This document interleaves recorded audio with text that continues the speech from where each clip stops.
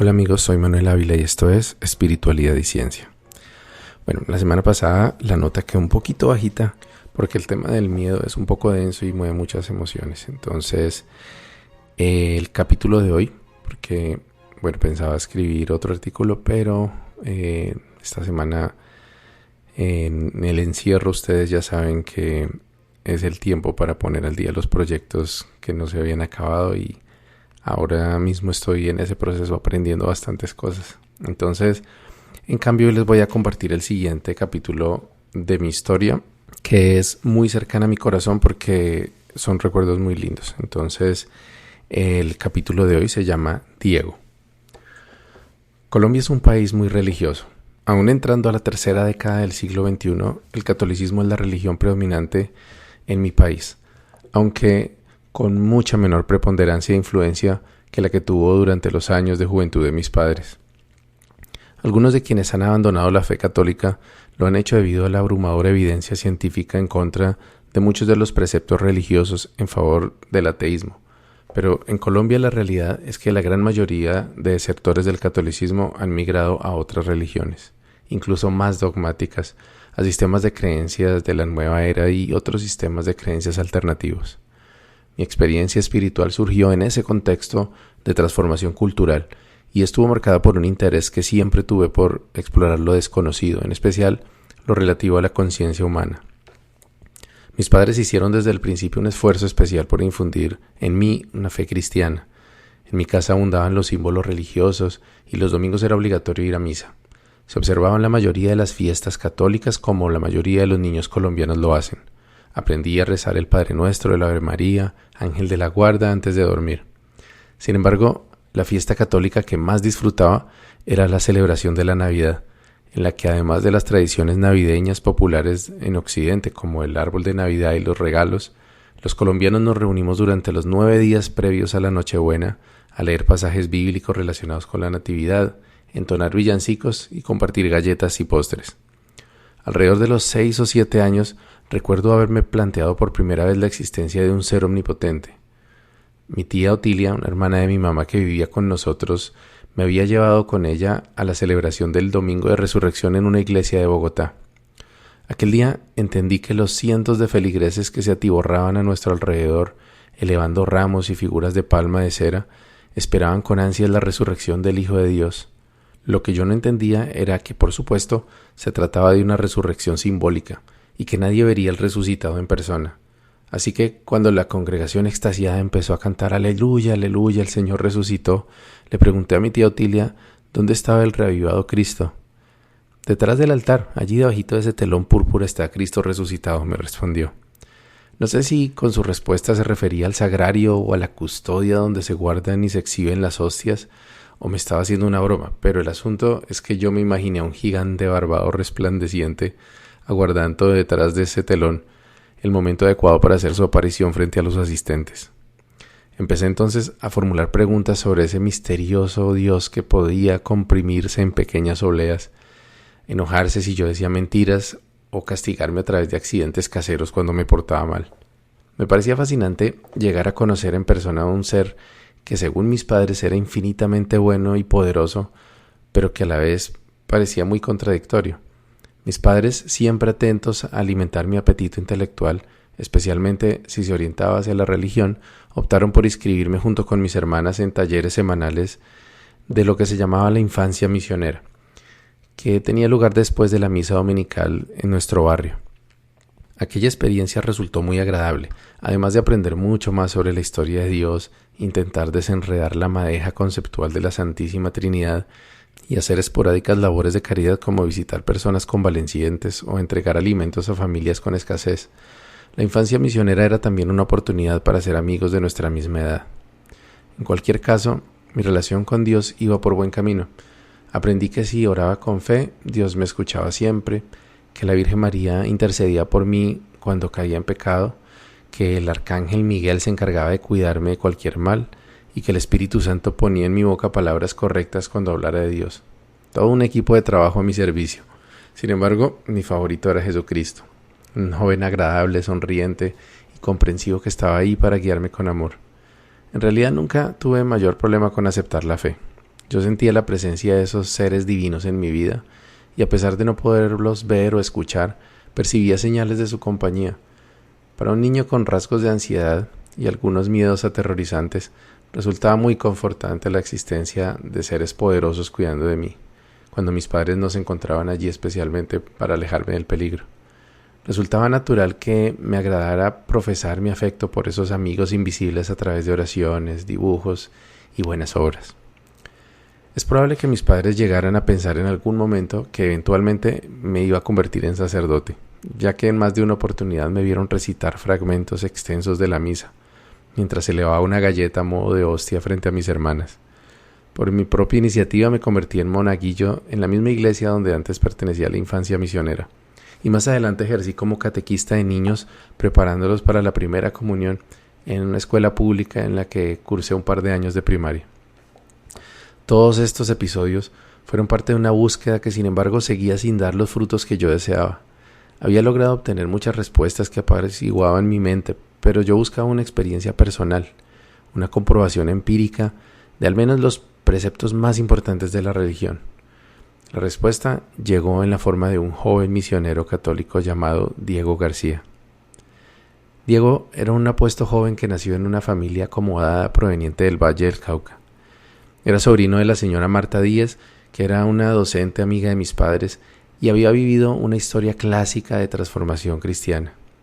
Como muchos otros jóvenes de su posición social, Diego había utilizado el dinero que le proporcionaba su familia para procurarse placeres materiales de todo tipo, y en medio de ello había descendido en una espiral de degradación que involucraba alcoholismo y promiscuidad. Su búsqueda de llenar vacíos emocionales con placeres mundanos lo habían hecho tocar fondo hasta el punto de que su familia temía por su vida. Cuando yo lo conocí, por allá en 1993, todos esos excesos habían quedado atrás, gracias, según contaba, a las oraciones incansables de su madre, quien le pedía a Dios que rescatara a su muchacho. Un sacerdote que ministraba en el Minuto de Dios, popular obra católica fundada por el padre Rafael García Herreros, se acercó a Diego para proponerle un reto, que en lugar de estar conquistando jovencitas confundidas y embriagándose con veneno, intentara conquistar el corazón de la Divina Madre y se embriagara del amor de Cristo. En un momento en que ya no obtenía ninguna satisfacción con sus hábitos conocidos, el descarriado Diego decidió darle una oportunidad a la religión y ya nunca volvería a ser el mismo. Renuévame, Señor Jesús, ya no quiero ser igual. Renuévame, Señor Jesús, pon en mí tu corazón, porque todo lo que hay dentro de mí necesita ser cambiado, Señor, porque todo lo que hay dentro de mi corazón necesita más de ti. Fragmento de una de las canciones que a Diego le encantaba cantar. Mi mamá nos había dicho que iríamos a visitar a su amiga Marta para rezar el rosario junto con un sobrino de ella, que era líder carismático del Minuto de Dios. A pesar de que estaba acostumbrado a las actividades religiosas, el prospecto de rezar un rosario completo con sus 53 avemarías me parecía soporífero. Al llegar a nuestro destino, nos encontramos con un joven cuya apariencia inmediatamente recordaba la imagen moderna que tenemos de Jesús de Nazaret. Trigueño, alto, delgado, apuesto, de barba tupida, cabello ondulado, mediano. Aunque lo más impactante de él era el inusual y sincero cariño con el que se dirigía hacia las personas que hasta hace 15 minutos eran totalmente desconocidos. El Santo Rosario, que yo había conocido como una tediosa retahíla de rezos agolpados con 5 estaciones en las que se mencionaban los llamados misterios gozosos, dolorosos o gloriosos de la vida de Cristo, típicamente se despachaba en una media hora. Con Diego, el rosario se convirtió en una meditación profunda y significativa, donde cada palabra de la Ave María y de cada Padre Nuestro debían ser pronunciadas y comprendidas pausadamente. Esto, lejos de parecer simple, resultó ser enormemente complicado, y la primera vez que lo intenté no logré llegar ni a la mitad de la oración. Tenía la costumbre de recitar atropelladamente y en un santiamén esos rezos, así que hacerlo con lentitud, reflexionando en su significado como si de verdad estuviera hablando con ellos a Dios o a la Virgen María, fue una experiencia totalmente nueva. Por supuesto, un rosario completo con Diego no se podía despachar en 30 minutos como lo había hecho hasta ese momento con mi familia. Además, Diego, que por cierto tenía una voz prodigiosa, mucho mejor que la mía en todo caso, era muy buen intérprete de guitarra. Complementaba las reflexiones que tenían lugar entre las series de Ave Marías con bellas canciones cristianas que cantaba usualmente con sus ojos cerrados y transmitiendo una poderosa sensación de trascendencia y de misticismo. Era común que el encuentro semanal de la oración, que llamaríamos entonces grupo de oración Amigos de María, ocupara 2 o 3 horas. A pesar de la considerable extensión de la ceremonia, ni a mí ni a mis hermanas ni a otros preadolescentes que pertenecíamos al grupo nos llegó a parecer aburrido asistir. Además de piadoso y humilde, Diego, quien para entonces estaría en la segunda mitad de sus 30, era un joven muy carismático, tenía una habilidad especial para relacionarse y para ganarse la confianza de la gente joven. Esa capacidad había sido refinada probablemente durante sus años de trabajo con la Fundación Minuto de Dios y su apostolado con las juventudes cristianas. Pero es que además de eso, Diego tenía una personalidad juguetona y bromista con la que lograba encajar muy bien en grupos de adolescentes. No fue extraño entonces que algunos de los chicos que asistíamos a los grupos de oración nos hayamos convertido en sus amigos cercanos.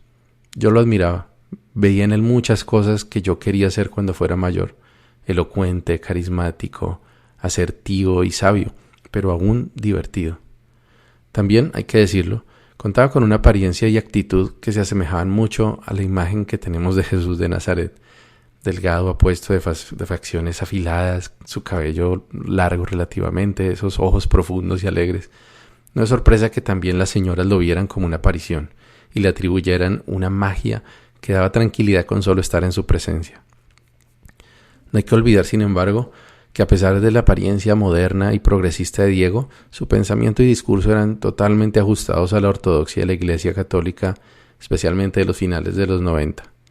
Diego pertenecía al llamado movimiento católico carismático, muy conocido por la importancia de la música pop, la actitud afable y cercana de sus sacerdotes y la mayor participación de jóvenes en las actividades parroquiales. A pesar de eso, el progresismo no incluía ninguna separación del canon romano y por lo tanto todos los dogmas de la Iglesia serían servidos por Diego en nuestros convites semanales con un reluciente empaque juvenil.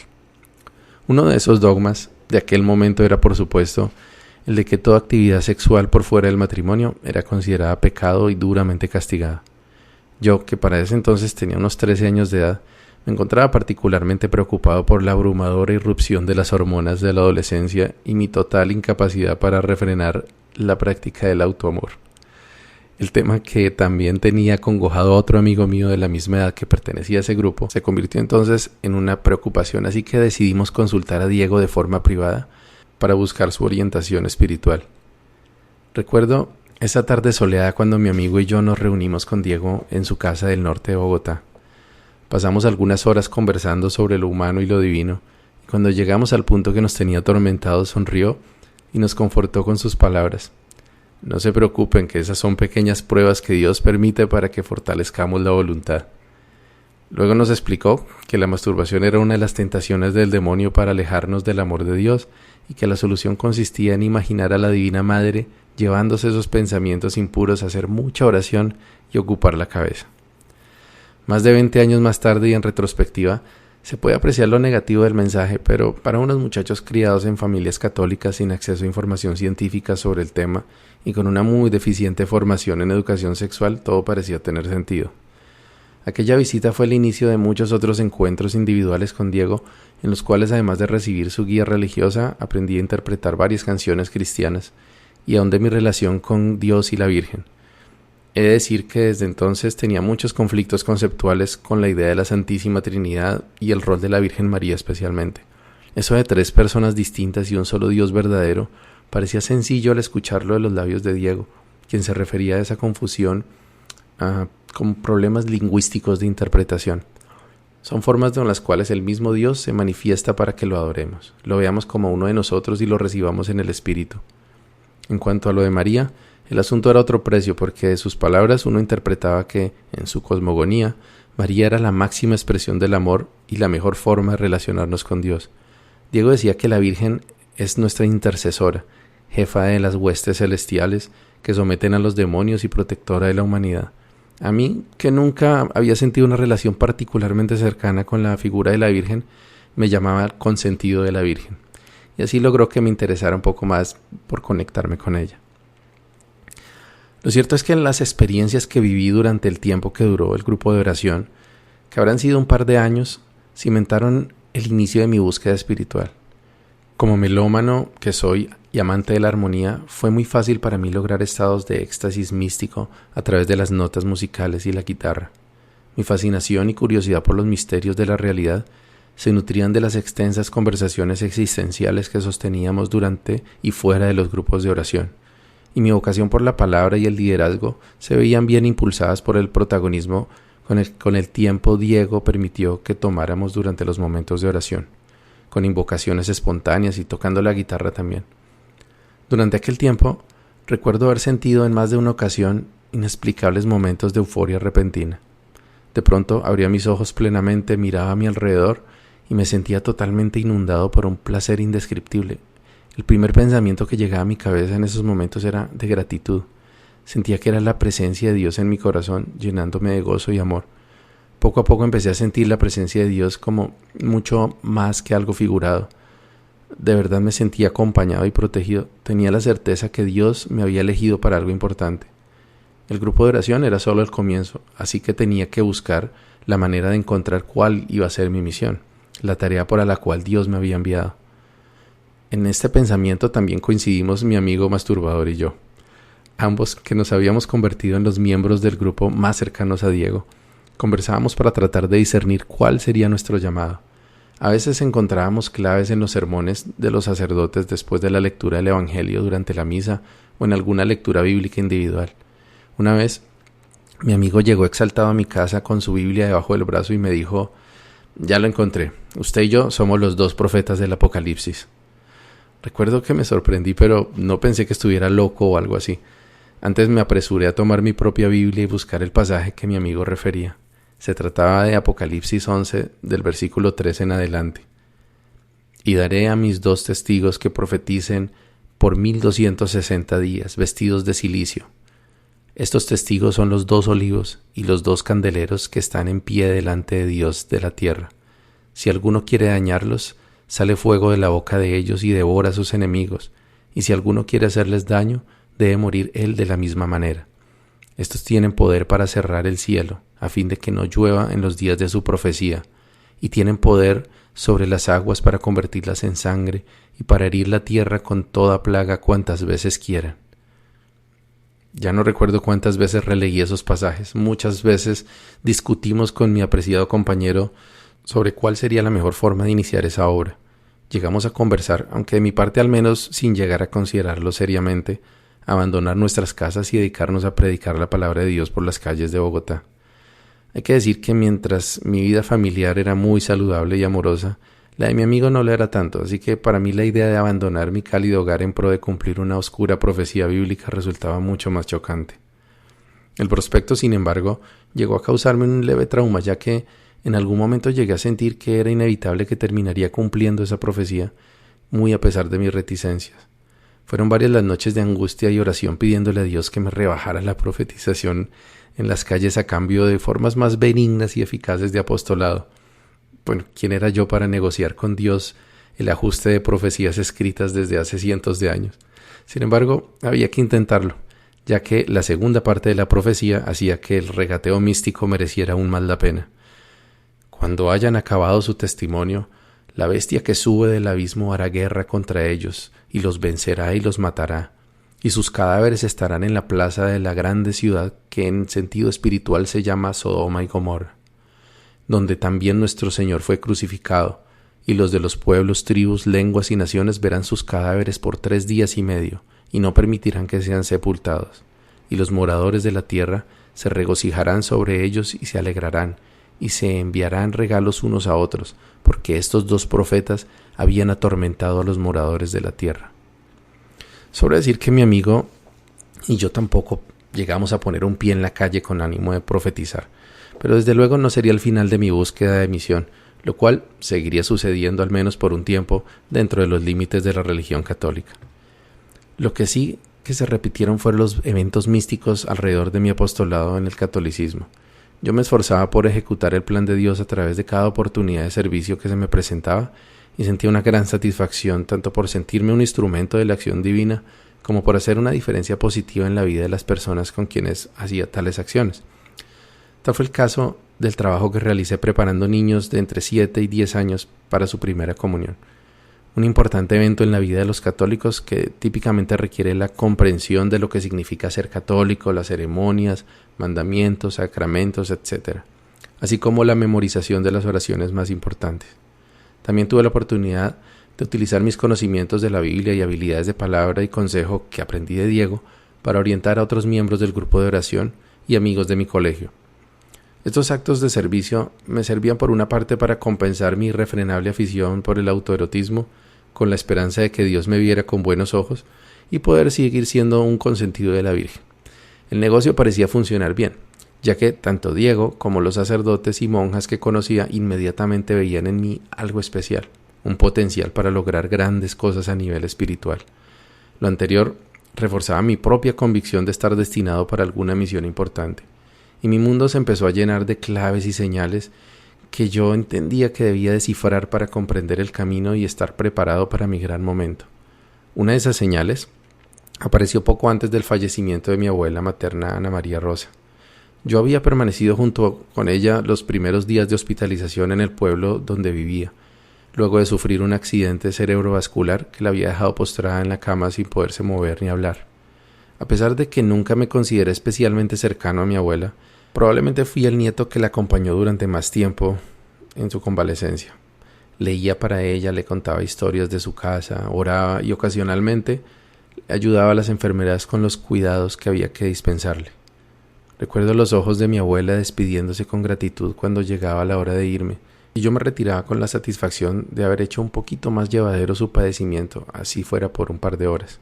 Por otra parte, sentía que seguramente Dios me había puesto allí para acompañarla en sus últimos días y que seguramente aquello era parte de mi misión divina. Esto se confirmó poco después del traslado de mi abuela a un hospital de mayor nivel en Bogotá. Yo regresé a la finca donde ella y mi abuelo vivían para pasar allí unas cuantas noches mientras mi mamá y mi papá se encargaban del traslado y los cuidados de mi abuela. Una noche me desperté sobresaltado con una sensación extraña, con una mezcla de miedo y expectación. Percibí una luz azulada en mi habitación y dirigí la vista donde pensé que se originaba. Allí encontré, volando sobre mi cama, un orbe que emitía un tenue resplandor índigo, y cuando me fijé en él, percibí en mi mente una comunicación que provenía de aquel extraño objeto. No escuché una voz, pero tuve la certeza de recibir un mensaje que provenía de esa esfera flotante. El mensaje me decía que me preparara para muchos cambios que vendrían y que yo había sido escogido por Dios para una importante misión. La sensación de aprensión que sentía se convirtió entonces en un enorme gozo, no solo por el mensaje en sí, sino por haber experimentado por primera vez en mi vida un evento sobrenatural. Intenté grabar el momento en mi mente y para mí fue una prueba de que Dios no solamente existía, sino que se comunica con sus seres escogidos. Sin embargo, al recordarlo al día siguiente me parecía demasiado inaudito como para poderlo compartir con alguien más. Aún así, totalmente verídico para considerar alguna otra explicación como una alucinación o más probablemente una experiencia de sueño lúcido. Un año después del fallecimiento de mi abuela, me encontraba cursando el último año de secundaria. El grupo de oración había recibido una interesante visita. Proveniente de un barrio del sur de Bogotá, llegó a nuestra casa una joven amiga de Diego que decía recibir mensajes provenientes de la Virgen de Medjugorje, también conocida como la Virgen de la Paz. La joven compartía en iglesias católicas, la emisora del Minuto de Dios y grupos de oración los mensajes que afirmaba recibir de la famosa aparición de los Balcanes. La mayor parte de los mensajes públicos de Medjugorje, en los que la Virgen se refiere a sus devotos como hijitos, tratan de asuntos bastante genéricos como fortalecer la fe, abrirse a Cristo, orar y muchas otras recomendaciones benignas de buen comportamiento católico. La joven contactada de Bogotá, sin embargo, compartía canalizaciones más específicas dirigidas a los grupos de oración o parroquias que visitaba. Tal fue el caso de su visita a nuestro grupo de oración un sábado de 1994. Mientras yo me encontraba fuera de la ciudad participando en un retiro espiritual católico organizado por el colegio en el que estudiaba, para los próximos graduandos bachilleres. El mismo día que la contactada visitó nuestra casa, yo asistí junto con mis compañeros del colegio a una bella Eucaristía, durante la cual tuve una nueva experiencia de arrobamiento místico. Al día siguiente, en la noche, cuando regresé a casa después del retiro, mi mamá me contó que la joven medium había preguntado por mí, supuestamente sin saber que hacía falta un integrante de la familia, y había dicho que la Virgen me agradecía mucho por la labor que estaba realizando con la preparación de niños para la primera comunión. También me dijo que al finalizar la oración grupal, ella se había dirigido hacia una silla vacía de la sala y había impartido una señal de la cruz dedicada al hijo que no se encontraba presente. Mi reacción ante semejante revelación fue encerrarme en el baño y llorar de humildad. La Madre de Dios me agradecía por algo tan simple. Me sentí sobrecogido y afortunado y prometí que haría su voluntad cualquiera que fuera. Señor, no deseo riquezas, ni los hijos ni el saber. Si tú así lo quieres, nada deseo tener. Si tú así lo quieres, nada deseo tener. Concédeme solo esto, que pueda darte a ti, sin esperar recompensas y con un amor sin fin, sin esperar recompensas y con un amor sin fin. Poco tiempo después me enteré que Diego había sido diagnosticado con una agresiva forma de cáncer estomacal y muy pronto ya no pudo asistir a nuestro grupo de oración. Algunos decían que fue la consecuencia de varios años de abuso del alcohol y tal vez drogas, otros que podía ser a causa de los frecuentes ayunos que practicaba. La verdad es que el cáncer es impredecible y ataca sin reparos a puros e impíos. Lo que sí parecía una cruel ironía era que un joven tan parecido a Jesús de Nazaret físicamente, en su palabra y en su obra, estuviera condenado a una precoz muerte luego de sufrir tormentos físicos como los que el mismo Cristo tuvo que padecer. Diego murió en casa de sus padres, lejos de quimioterapias y doctores, totalmente convencido de que su tarea en el mundo había concluido, que se dirigía al anhelado encuentro con su divina madre y su buen amigo Jesús. No lo pude ver durante sus últimos meses, pero estoy seguro de que usaba el tiempo confortando a sus padres, dándoles fuerzas y haciendo bromas ocasionalmente. Cuando las fuerzas lo abandonaron finalmente, se fue dejando un dolor indescriptible en el corazón de una madre que hasta ese momento se consideraba crítica a la iglesia y un padre que se decía totalmente ateo.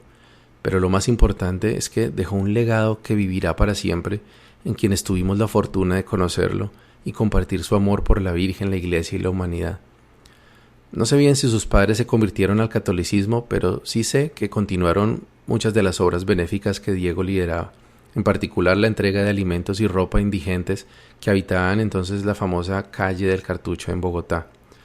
Mi amigo de profecías apocalípticas siguió siendo un ferviente católico de misa cada domingo y grupos de oración, pero a mí la vida me llevaría por otros caminos de apostasía y búsqueda, tratando de reconciliar la poderosa carga de condicionamientos religiosos que adopté durante mi infancia con el pensamiento científico y curiosidad espiritual que me impulsaban. Nunca pude despedirme de Diego como había querido. Sin embargo, se las apañó para despedirse de mí luego de su muerte de una forma muy especial. Pocos meses después de su fallecimiento, mientras yo me encontraba ya prestando mi servicio militar en la Policía Nacional de Colombia, la familia de Diego hizo un agradable descubrimiento. Entre sus pertenencias personales encontraron un cassette con una hora de temas musicales interpretados en guitarra y cantados por él. Cada canción era como una lección de vida para sus amigos, pero fue la última canción del lado B la que rompió la represa emocional que tenía desde su muerte. A mis amigos legaré cuando yo muera mi corazón en un acorde de guitarra y entre los versos olvidados de un poema mi pobre alma incorregible de cigarra. Fue como si en ese momento me hubiese despertado de repente a la realidad de que mi amigo y maestro se había ido para siempre. Me despedí de su presencia, pero no de su alma, ya que Diego se convertiría, para bien o para mal, en una parte importante de mi propia personalidad. Buen camino y buena brisa.